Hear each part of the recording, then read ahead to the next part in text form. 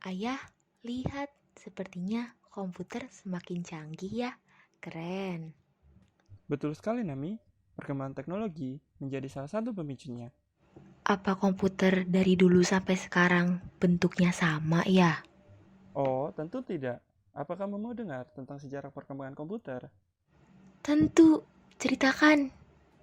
Jadi, komputer itu awal idenya dari sempoa. Kamu tahu kan sempoa? Tahu, saat masih TK, aku menggunakan itu untuk berhitung. Nah, itu adalah tujuan awalnya dibuat komputer, yaitu untuk membuat mesin hitung yang lebih cepat dari sempoa. Generasi perkembangan komputer yang pertama ada pada tahun 1940. Pada saat itu sedang Perang Dunia Kedua. Karenanya, komputer dibuat untuk kepentingan Apa perang. contohnya ya? Salah satunya adalah Z3. Komputer ini dibuat oleh orang Jerman bernama Konrad Zuse dengan tujuan untuk membantu membuat pesawat tempur Jerman. Nah, lawannya Jerman, yaitu Sekutu, juga membuat komputer loh. Apa namanya? Pasti lebih keren. Tahun 1943, Sekutu membuat Colossus. Colossus dibuat oleh Tommy Flowers untuk meretas strategi perang Jerman dalam hitungan jam. Dan komputer ini ukurannya besar loh, berbeda sama komputer saat ini. Jadi, sulit ya buat dipindahinnya ya? Tentu saja, selain dua komputer tadi, masih ada lagi komputer-komputer lain yang dikembangkan juga.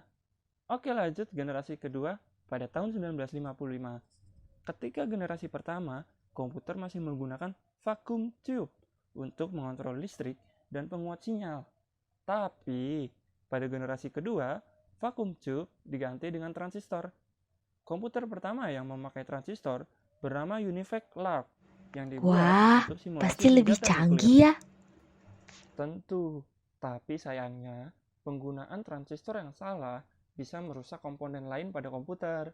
Jadi, pada generasi ketiga perkembangan komputer, tahun 1965, terciptalah semikonduktor sebagai solusi pengganti transistor yang diciptakan oleh Robert Noyce.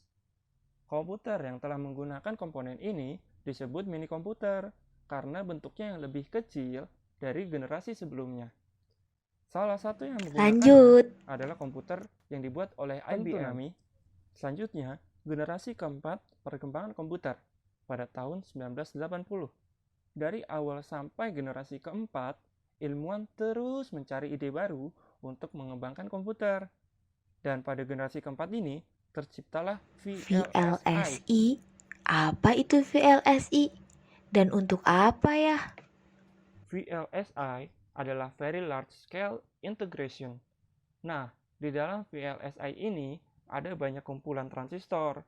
Komponen ini akan mempermudah produksi komputer karena jika komputer telah menggunakan VLSI, komputer tersebut tidak perlu menggunakan terlalu banyak komponen. Jika penggunaan komponen lebih sedikit, berarti harganya akan lebih murah. Benar kan ya? Benar, Nami. Dan harga yang murah akan meningkatkan penjualan komputer. Karena sebelum adanya VLSI, harga komputer sangat mahal. Dikarenakan banyak menggunakan komponen dan ukurannya besar.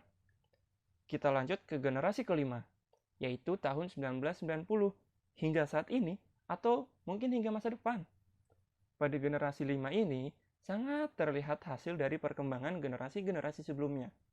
Di generasi ini, komputer sudah tidak lagi hanya menjadi alat hitung, melainkan sudah bisa bermain game, melihat video, dan sebagainya.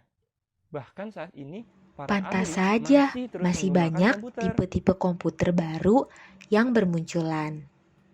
Ya, dan bahkan para ahli berkeinginan untuk mengembangkan komputer yang memiliki pikiran layaknya manusia.